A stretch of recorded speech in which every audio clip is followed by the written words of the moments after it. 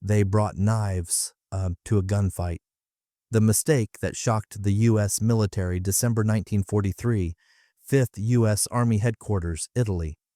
American General Mark Clark stands over a map and cannot believe his own eyes. The field report states the fortified height of Monte la Difensa, which his rangers had assaulted 3 times and 3 times fallen back with bloody losses, was taken in a single night. Attacker casualties minimal.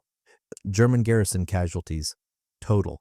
But that wasn't what made Clark set down his cigar and reread the report twice. What stunned him was the note at the end of the document, quote, 1, the general summoned his adjutant and demanded explanations. He was informed that the Canadian-American Special Unit, which he himself had reluctantly sent on an, quote, to assault, had solved the German machine gun problem in the most archaic way possible. They simply didn't shoot back. They crept through pitch darkness and slaughtered the garrison with knives.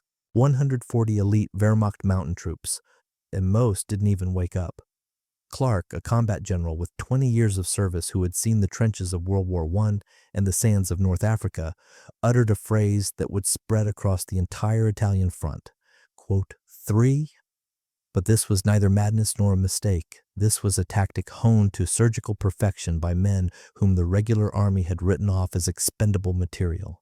And this tactic would overturn everything American military leaders knew about modern warfare. However, to understand why Canadians use knives where Americans use bullets, we need to go back a year and a half to a training camp in the Montana wilderness. Summer of 1942, Fort William Henry Harrison, Montana. American command faced a task that conventional methods couldn't solve. Norway was under Nazi occupation, and the British government desperately demanded diversionary strikes to tie down German forces in the north. The plan for Operation Plow looked like madness, even by wartime standards. Drop a special unit into Arctic conditions, destroy hydroelectric plants and industrial facilities, then escape through neutral Sweden. This required men capable of surviving in snow at -40, moving on skis across rough terrain, and fighting in conditions where an ordinary soldier would freeze within an hour.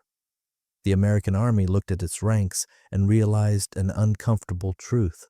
Most East Coast draftees had never seen a real northern winter. Texans and Californians had no idea how to put on snowshoes. The only Americans with real wilderness survival experience were either too old for combat operations or already serving in other units. And then someone at the Pentagon uttered the word that would change the course of the war, Canadians. But no one then imagined exactly what kind of Canadians they would get, and certainly no one foresaw what kind of Americans these Canadians would be paired with. Indigi, Canada had been fighting for 3 years by that point. While the United States debated isolationism and neutrality, Canadian volunteers were dying in the catastrophic Dieppe raid, fighting in the scorching sands of North Africa, and pulling guard duty in Britain under German bombs. They were older than American draftees, angrier and far more motivated, because they had gone to war voluntarily, not by draft notice. Most importantly, half the Canadian Army had grown up in conditions the average American would call unfit for human life. Lumberjacks from British Columbia who felled ancient pines at temperatures that cracked steel. Hunter-trappers from the Northern Territories capable of walking 100 miles through taiga without compass or food, miners from Quebec accustomed to working in pitch darkness and suffocating confinement. These men knew how to kill game barehanded long before they ever picked up a rifle. The agreement between Ottawa and Washington was signed in July 1942. Canada would provide 700 volunteers selected by the strictest criteria. America, the same number of its own men plus all financing and equipment. Command would be joint, but real authority remained with American Colonel Robert Frederick, a career officer with impeccable reputation. Only Frederick didn't yet know that he would receive not just soldiers, but genuine predators from both sides of the border. And his first shock awaited when he saw the American contingent. While Canada selected the best of the best, the Pentagon solved the manning problem quite differently. Someone at headquarters reasoned that, quote, 5 required, quote, 6. Instead of seeking volunteers among elite units, American command sent to Montana those it had long wanted to get rid of. Military prisons, disciplinary battalions, God-forsaken garrisons in Alaska, that's where the American volunteers came from. brawlers from Chicago slums whose fists were faster than their brains, robbers from Detroit who had served time and ended up in the army by court order, petty gangsters, card sharks, drunks, and simply unmanageable types whom regular commanders threw out at the first opportunity. Pentagon logic was simple and cynically disgusting. If these scum died in Norwegian snows, no one would shed a tear. And if by some miracle they survived and completed the mission, then the unit worked. Either way, the Army would be rid of dead weight. The Canadians arrived at Fort Harrison first and set up camp with typical British discipline. Bunks aligned to perfection, boots polished to mirror shine, morning formations by regulation to the minute. When trucks with the American contingent arrived a week later, Canadian officers decided some monstrous mistake had occurred. From the vehicles emerged men who looked not like soldiers, but like a gang from a crime chronicle. Wrinkled, dirty uniforms, tattoos on necks and arms, the smell of cheap whiskey at 9 in the morning, and looks that the Canadian sergeant major would later describe. They looked at us like they were calculating how much we'd fetch at a pawn shop and how to drag us there. But there was no mistake, and the collision of two worlds would happen that very evening. The first fight erupted in the mess hall, not 6 hours after the Americans arrived. A private from Chicago nicknamed Hammer called a Canadian corporal a forest monkey, and within a second the mess hall became a battlefield. Tables flew at walls, chairs shattered against heads. Military police who arrived at the noise refused to enter without backup. Colonel Frederick watched the brawl from his office window and didn't move. When his adjutant suggested calling additional personnel and imposing a curfew, Frederick shook his head and uttered a phrase that would become the unit's unofficial motto. Let them figure out who's boss here. We'll have to fight together anyway. Better they fight each other now than let each other down in combat later. This approach shocked Canadian officers raised on British traditions of subordination and regulatory order. But Frederick understood something others didn't. He was assembling not an army unit, but a wolf pack. And wolves must first establish hierarchy, and they do it through blood. The fights continued for 3 weeks without pause. Americans against Canadians, tent against tent, company against company. Military police recorded up to 15 serious incidents daily. Broken jaws, knocked out teeth, split brows, one stabbing case. The perpetrator was never found because both participants flatly refused to give statements. The camp hospital worked around the clock. The local sheriff stopped responding to calls from the fort because his deputies were openly afraid to enter the territory. And then something strange happened, and so strange that military psychologists study this phenomenon to this day. The hostility ceased as suddenly as it began. No one signed a truce, no one shook hands, no one delivered pompous speeches about unity. One morning, an American sergeant from Detroit simply sat down for breakfast next to a Canadian corporal from British Columbia, and they began calmly discussing how best to sharpen a hunting knife, on a wet stone or dry. By lunch, mixed groups were already cleaning weapons together. By evening, someone brought a barrel of contraband whiskey, and for the first time in a month, the camp heard laughter instead of shouts and curses. 3 weeks of bloody violence accomplished what years of official, quote, 12 couldn't. American criminals and Canadian lumberjacks discovered they had far more in common than differences. They equally hated army bureaucracy with its pointless paperwork, equally despised rear echelon rats who sat out in headquarters while others fought, and equally, with some primal fury, wanted to get at the Germans and show what people written off by everyone were capable of. Nationality ceased to matter. Uniform ceased to matter. The past ceased to matter. A new identity emerged, neither Canadian nor American. Forcemen, people belonging to a special tribe that spoke its own language and lived by its own laws. Colonel Frederick watched this transformation and understood the plan had worked. Now he had a pack ready to hunt. But the real nightmare for future enemies began when this pack started training. Canadian instructors brought knowledge the American Army preferred not to remember. Trench raids from World War I, a dark art born in the hell of the Somme, Passchendaele, and Vimy Ridge, where Canada lost 60,000 men over 4 years. Surviving veterans passed on to the next generation skills you won't find in any official manual. The essence was simple and terrible at once. No shots, no noise, no heroic full-height attacks, only crawling, only in darkness, only with cold steel. Get so close to an enemy position you could feel the sentry's breath. Slaughter the garrison to the last man, take documents, maps, ciphers, leave before dawn without leaving a single living witness. The British Army considered these methods ungentlemanly and tried to forget them like a bad dream. Canadians viewed things more practically. They turned trench raids into a full training discipline with exams and standards. The American convicts watched the training with genuine professional interest. Many had spent their entire conscious lives doing roughly the same thing, only in city alleys, without uniform and without government sanction. A robber from Detroit, who had served 2 years for armed robbery of a jewelry store, once told a Canadian instructor, "Buddy, we've been doing this our whole lives. We just didn't know it was called by the fancy word raid." Criminals and lumberjacks unexpectedly found common ground through violence.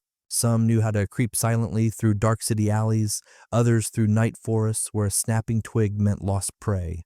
Together they began creating combinations no army manual and no military theorist could have predicted, but the main unifying factor wasn't skill or tactics. It was the instrument, a piece of steel 7 inches long. The V-42 Stiletto, a weapon designed specifically for the FSSF that would forever change the concept of what a combat knife was to a modern soldier. An ordinary army bayonet was meant for a last desperate thrust when ammunition ran out and retreat was impossible. The V-42 was designed for the first strike, a strike after which ammunition wouldn't be needed at all. 7 inches of double-edged blade of high-carbon steel, hardened to razor sharpness. A blade thin enough to slip between ribs without the slightest resistance, yet strong enough not to break against bone. A leather handle with a heavy brass pommel that served simultaneously as counterweight for balance and as a knuckle duster for skull strikes. A sheath with an ingenious silent extraction system so metal wouldn't clang against metal at the worst moment. And most importantly, a blade shape, copied from Italian Renaissance daggers. A narrow, almost needle-like point designed for one single action, penetrating the human body as deeply as possible and inflicting maximum internal damage. Training with the V-42 took place on mannequins stuffed with pig entrails, liver, lungs, intestines. The sound the blade made entering the _16_ haunted some recruits in nightmares, but most got used to it surprisingly quickly. Exams were taken on live pigs because their tissue consistency is closest to human. The course included 11 different methods of silently eliminating a sentry, depending on his posture, weapon position, presence of helmet, and lighting. Every forceman had to demonstrate all 11 techniques on a mannequin, then on a live .17 from among instructors in protective gear. When information about the training program leaked to the Pentagon, they demanded explanations. Frederick responded with a 3-line memorandum. 18. The memorandum was filed, and no more questions were asked. Washington preferred not to know the details of what was happening in the Montana wilderness. But knife fighting was only the first stage of transforming men into something no army manual had ever envisioned. The Fairbairn-Sykes system became the second pillar of training, and it was even more terrifying than knife work. William Fairbairn, former officer of the Shanghai Municipal Police, spent 20 years in the most violent city on the planet. He fought triads barehanded in alleys where the loser went into the gutter and documented every technique that worked in real combat. Not on mats, not in gyms, on blood-soaked streets. His system had nothing in common with boxing, wrestling, or any other sport. No stances, no rules, no _19_ strike to the Adam's apple, opponent can't breathe, fingers into eye sockets, opponent can't see, knee to the groin, opponent can't stand. Head grab followed by smashing against your own knee, against a wall, against a rock, opponent can't live. Every movement calculated for one thing, disable the enemy permanently, preferably in 2 to 3 seconds. No screams, no struggle, no noise, only a short dull sound and a body collapsing to the ground. Canadians, many of whom grew up in logging settlements where Saturday pub fights were considered folk entertainment, mastered the Fairbairn system with frightening naturalness. American convicts, most of whom had been fighting since before they could read, supplemented British techniques with their own street moves. Very soon the instructors themselves stopped understanding who was learning from whom. One training episode entered the unit's unofficial history and was passed from mouth to mouth. A corporal from Montreal named Jean-Paul Broussard was demonstrating a chokehold to an American sergeant. Something went wrong. The sergeant didn't signal surrender in time, or Broussard didn't notice, and the Canadian held the grip 8 seconds longer than required. The sergeant lost consciousness. They revived him for 2 minutes. When he finally opened his eyes, he didn't start yelling, didn't run to the commander with a complaint, didn't start a fight. He stood up, brushed himself off, patted Broussard on the shoulder and said, "Not bad, Frenchie. Now show me again, only slower. I want to understand where I screwed up." They trained together until late at night. This attitude toward violence, businesslike, professional, completely devoid of emotion, became the FSSF calling card. They didn't hate Germans, they didn't thirst for revenge for fallen comrades, they felt neither combat excitement nor primal fear, they simply worked, like butchers at a slaughterhouse, like lumberjacks at a logging site, like miners in a shaft. Efficiency, clean execution, no unnecessary movements, and this cold professionalism would frighten the enemy far more than any rage. Operation Plow never happened.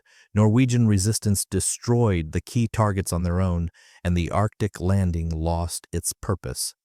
1,500 men trained to cut throats in polar night conditions suddenly found themselves without a mission. American command proposed disbanding the unit and distributing personnel among regular infantry units. Frederick, by then already wearing general stars, refused. He knew what he possessed, an instrument with no equivalent in any army in the world, soldiers capable of fighting where ordinary infantry turned into frozen corpses, fighters ready to live for months in the wilderness without resupply, killers for whom cold steel was not a backup weapon but the primary one. Instead of Norway, the FSSF was sent to the Aleutian Islands, where the Japanese had captured a piece of American territory, then to Italy, where the Allies had bogged down before the German defense line. And there, in the Italian mountains, the Wehrmacht would first learn what it meant to fight against men who brought knives to a gunfight. November 1943, the 5th U.S. Army was stuck before the Gustav Line, the most powerful system of German fortifications stretching across the entire Apennine Peninsula from sea to sea. Key to breaking through were the mountains, Monte la Difensa, as Turquise Monte la Remetenea, Monte Sammucro, heights from which German artillery controlled all approaches to Rome. As long as these mountains remained in Wehrmacht hands, the Allies couldn't advance a single mile, and taking these mountains seemed physically impossible. Sheer cliffs, slopes under fire, minefields on the only passable paths. American Rangers assaulted Monte la Difensa 3 times, and 3 times fell back, leaving dozens of mangled bodies on the slopes. General Clark was already preparing orders for a flanking maneuver that would mean losing several months, and then someone at headquarters remembered the special unit that had been idling since the Norwegian operation's cancellation. Frederick flew to Clark's headquarters for a briefing on December 3rd. They showed him the map, explained the situation, asked if the FSSF could do what the Rangers couldn't. The general studied the map for 20 minutes without saying a word. Staff officers exchanged glances, not understanding what he was waiting for. Then Frederick pointed to Monte la Difensa's northeastern slope, a section even the Germans considered absolutely impassable and therefore hadn't fortified. Quote 22. Staff officers looked at the slope he indicated and decided the Canadian had completely lost his mind. Gradient, over 60 degrees, nearly vertical.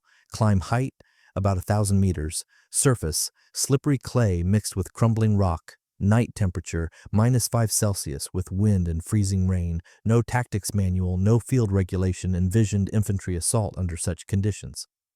Frederick saw their looks and added one phrase that would enter history. Quote 23. Clark gave approval, not really believing in success. If the forcemen failed and broke their necks on the cliffs, well, the Army would lose 1,500 pieces of _quote_24_. If by some miracle they succeeded, all the better. But what happened next, even Frederick himself couldn't have predicted. On December 2nd, a day before the assault, 800 forcemen gathered at Monte la Difensa's base. They carried the absolute minimum of equipment: ammunition, grenades, dry rations for 2 days, and of course, V-42 knives, 2 per fighter, 1 on the belt, 1 on the shin, faces covered with black camouflage paint that turned men into shadows. Uniforms adjusted so nothing jingled, rustled, or clanked. No insignia, no shiny buttons, no helmets, only dark knit caps that didn't reflect light. The climb began at 2 in the morning. 800 men crawled up nearly vertical cliffs in pitch darkness, in freezing rain, helping each other with ropes, ledges, offered shoulders. Any sound could betray their presence. German posts on the summit were within hearing range, and one falling rock, one careless curse would mean machine gun fire on the entire defenseless column. 3 men fell during the climb. Their bodies fell into darkness, and no one made a sound, neither the dying nor their comrades. Forcemen knew the rules. Any noise endangered everyone. Even a scream of pain was betrayal. By 4 in the morning, the first groups reached the summit. Germans hadn't posted guards on the _25_ section. Why guard what no human could pass through? And the forcemen found themselves right behind defensive positions 10 meters from sleeping enemies. For half an hour they lay in freezing mud, not moving, barely breathing, waiting for the attack signal. At 4:30, the signal came. Not a shot, not an explosion, 3 short flashlight blinks, and then began what German survivors would later call, quote, 26. The forcemen didn't shout, hurrah. They didn't spray the enemy with automatic fire. They simply appeared from darkness like living nightmares and vanished, leaving bodies behind. German soldiers woke to find the man on the next bunk had stopped breathing and didn't have time to understand what was happening before a knife found their own throat. The first 15 minutes of combat, if it could be called combat, recorded not a single shot from the FSSF side. Only dull thuds, short cries cut off mid-word, and the strange whistling sound air makes escaping from a severed trachea. Germans who came to their senses after the initial shock opened return fire, but they shot blind into darkness, not understanding how many attackers there were, where they'd come from. By this point, half the garrison was already dead. By dawn, it was over. The summit of Monte la Difensa belonged to the Allies. The German garrison, with 140 men from elite mountain troops, the Wehrmacht's select forces, had ceased to exist. Most bodies had stab wounds. Gunshot injuries were less than a third. The FSSF lost 73 men, including 3 who fell during the climb. The casualty ratio, nearly 2-to-1 in favor of the attackers, which for assaulting a fortified mountain position was a result without precedent in modern military history. But the most terrifying thing for German command wasn't the casualty figures. The most terrifying thing was what they found on their soldiers' bodies. Stickers. Small paper labels with a red arrowhead, the FSSF emblem, and an inscription in German, Das Schlimmste kommt noch. The worst is yet to come. Forcemen left them everywhere, on the bodies of the dead, on the walls of wrecked bunkers, on abandoned weapons, sometimes on the foreheads of surviving prisoners who were released specifically to spread the word. This was a psychological operation conceived by Canadian Captain Mark Radcliffe, who before the war had worked as an advertising specialist in Toronto. Radcliffe understood what career military men didn't. A soldier can only be killed once, but frightened, constantly, every night, every hour. The effect exceeded all expectations. And the rumor about, quote, 29 who came at night, cut sleeping men, and took no prisoners spread across the entire Italian front with the speed of wildfire. German soldiers assigned to positions facing the FSSF received double rations, the so-called, quote, 30, that was only given on the deadliest sectors of the Eastern Front against Soviet assault groups. In one captured German headquarters, Allied intelligence found a garrison order dated January 44. Its contents made American officers exchange glances. Quote, 31. That last phrase became the subject of long post-war debates, and the truth turned out dark enough that official histories preferred not to mention it. Night raids didn't allow for fussing with prisoners. A group of 6 to 8 men operating deep behind enemy lines physically couldn't drag captured Germans along. That meant mission failure. Releasing prisoners meant immediately compromising the operation and dying during withdrawal. One logical solution remained, and Forceman chose it without hesitation. An FSSF veteran who gave an interview to a Canadian historian in the 80s under strictest anonymity described the situation, quote, 32. But there was another reason spoken of even less: revenge. Canadians hadn't forgotten Dieppe. On August 19th, 42, more than a year before Monte la Difensa, Canadian units tried to land on the French coast in a reconnaissance raid. The operation turned into catastrophe. Of nearly 5,000 Canadians, 900 died and almost 2,000 were captured. After the raid, Germans announced they'd found orders to tie prisoners' hands, and in retaliation tied Canadian POWs' hands behind their backs for months. Men couldn't eat properly, sleep, or relieve themselves. Some permanently lost limb mobility. When the FSSF reached Italy, an unspoken agreement existed among the Canadian contingent. Germans would pay for Dieppe in full and with interest.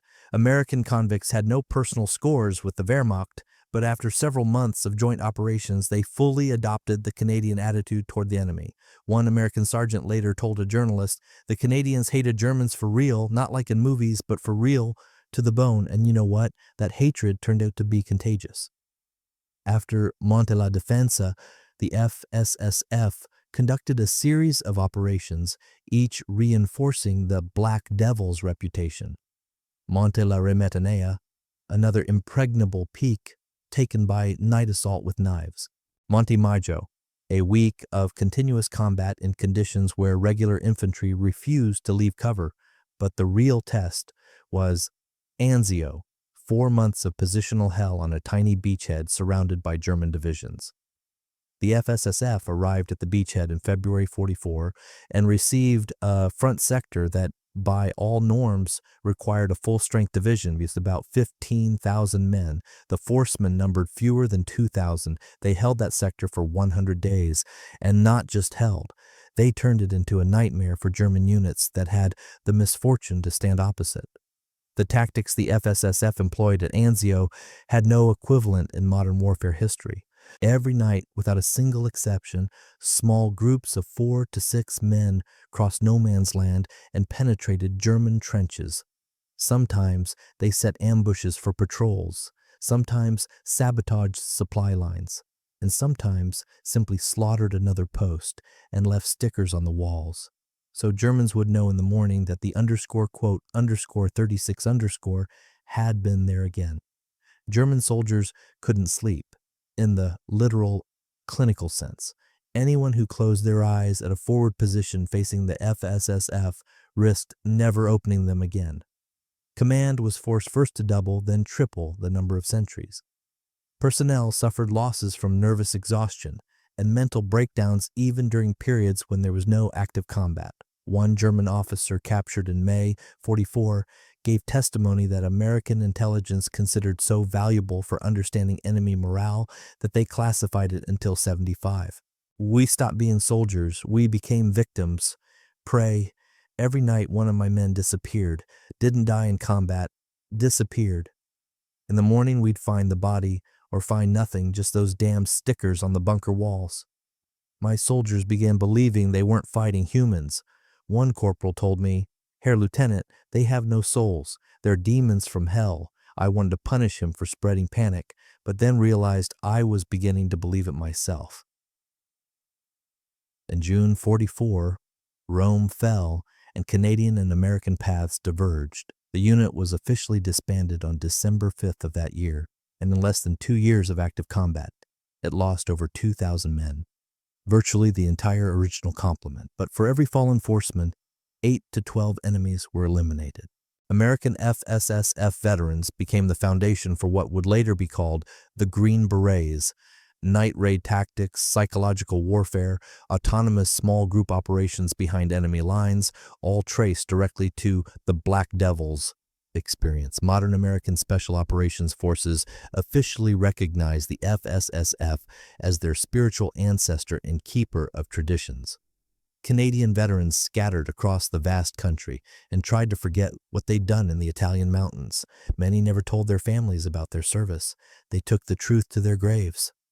Alcoholism, divorces, early departures from life followed them to the very end. But the _40_ were only part of Canada's military presence in Europe. Other units, less known but no less terrifying, continued fighting until Germany's very surrender. The Black Watch, Royal Highland Regiment of Canada. If the FSSF was a surgical scalpel, the Black Watch was a sledgehammer, an infantry regiment with traditions reaching back to the 18th century, which Canadians turned into a machine for frontal assaults. They went into battle in kilts, literally Scottish tartan kilts over field uniforms, pipers at the column's head, and to hell with German machine guns. The sound of bagpipes, that's not music, that's a wail that penetrates walls and helmets, and they march straight into fire, not hiding, not in rushes, in parade step, as if on review before the Queen. The first reaction of German machine gunners, nervous laughter. Second, our freezing horror when it became clear these madmen weren't going to stop.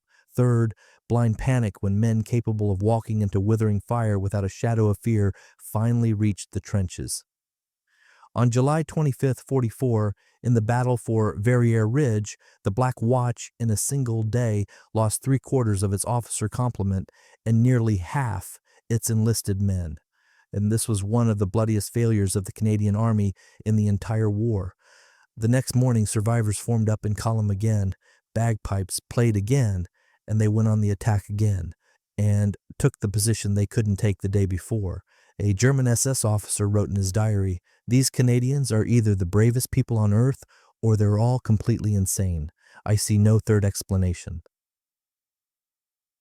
And then there was Leo Major, the man who single-handedly liberated an entire city. April 45, Netherlands, the city of Zwolle with a population of 50,000. Canadian Command was planning artillery preparation, thousands of shells that would turn half the city to ruins along with the German garrison holed up there. Major, a reconnaissance unit sergeant, received a routine order: penetrate the city and assess enemy strength before the assault. And he took one partner and went into the night. The partner died in the first clash with a German patrol, a stray bullet to the head. Standard procedure required immediate withdrawal and situation report. Major did otherwise. He spent the entire night in the city alone, moving from block to block, hurling grenades, firing submachine gun bursts, setting buildings ablaze, creating the impression that Zwolle was being attacked by an entire battalion from different directions simultaneously. He captured German soldiers, took their weapons, and released them with the same message: the Canadian Army is already in the city. Surrender or die. He burned the local Gestapo headquarters to the ground. He burst into the officers' casino and eliminated several SS men before the others could reach for their weapons. By dawn, the German garrison, several hundred men, evacuated the city in panic, deciding Zwolle was under attack by major Allied forces. Major walked out to meet the Canadian units and reported, quote, 43, one man. One night, a city of 50,000 inhabitants with a battalion-strength garrison. For this feat, Major received a second bar to his Distinguished Conduct Medal. Why second? Because he'd earned the first a year earlier when he single-handedly captured a German armored personnel carrier with his crew and took 93 enemy soldiers prisoner. Leo Major lost an eye back in Normandy from a grenade fragment and flatly refused evacuation, telling the doctors, "I only need one eye to aim. The second was unnecessary." He lived until 1988 and never considered his exploits anything extraordinary. In an interview shortly before his death, he said, "I was just doing my job. Germans were the enemy. I was a soldier. Everything else is details." In 1998, German historian Franz Kurowski conducted a series of interviews with surviving Wehrmacht veterans for a book about Western Front combat. He asked each one the same question: which enemy did you fear most? The answers proved strikingly unanimous. Americans were respected for their equipment and firepower, British for their tenacity and endurance, but truly feared Canadians. The Americans were noisy, recalled one former NCO. They attacked with powerful air support, with tanks, with artillery. That was frightening, but understandable. You knew what was happening, you could react somehow. Canadians were completely different. They came at night, they didn't shoot until they were in your trench, and they didn't take prisoners. Another veteran, a former Waffen-SS soldier, was even more candid. We called them Black Feet for the black paint they smeared on their faces. When we learned Canadians were opposite us, many wrote farewell letters home, not because we expected death. We weren't particularly afraid of death. We were used to it. We were afraid of what would come before death. This testimony from a man who served in an organization responsible for millions of Holocaust victims, even SS men, architects of genocide, felt primal fear before Canadian soldiers. What happened to this reputation? Why does the modern world think of Canada as a country of peacekeepers and endless apologies, rather than the homeland of men who brought knives to gunfights and invariably won? After 45, Canada deliberately built the image of a peaceful nation. Peacekeeping missions under the UN flag, the Nobel Peace Prize for Lester Pearson. The country wanted to be not like America, and that meant forgetting its warlike past. Veterans weren't encouraged to remember what they'd done in the war. School textbooks describe Canada's contribution to victory in neutral, sanitized tones. So many divisions, so many ships, so many aircraft. Not a word about knives, stickers on corpses, and night raids. Hollywood finally cemented the American version of history. The Normandy landing, Omaha Beach, American Rangers. The Canadians stormed Juno Beach and advanced farthest on the first day of invasion. Off-screen, by the 90s, Canada's military image was almost completely erased from mass consciousness. But history resists oblivion. In recent years, interest in the dark side of Canadian military history has been steadily growing. Documentaries, declassified archives, books, and research, all this returns to the public the truth about men whom American generals initially considered madmen. They brought knives to a gunfight. And this wasn't a mistake, not an act of desperation, not a lapse of sanity. This was a philosophy of war developed by men who understood a simple truth. A bullet kills the body, but a knife kills the spirit. An enemy who knows you can silently appear in the middle of the night and cut him in his sleep is already half defeated before the battle even begins. General Mark Clark, whose astonished phrase opened this text, subsequently changed his opinion completely. In memoirs written many years after the war, he admitted, "The FSSF showed us something important, that modern war isn't just tanks, aircraft, and artillery. Sometimes the most primitive, most ancient weapon turns out to be the most effective and the most terrifying." The men who proved this in practice are no longer alive, but their legacy lives on in every modern special forces operator who firmly knows sometimes a knife is better than a pistol. Das Schlimmste kommt noch. The worst is yet to come.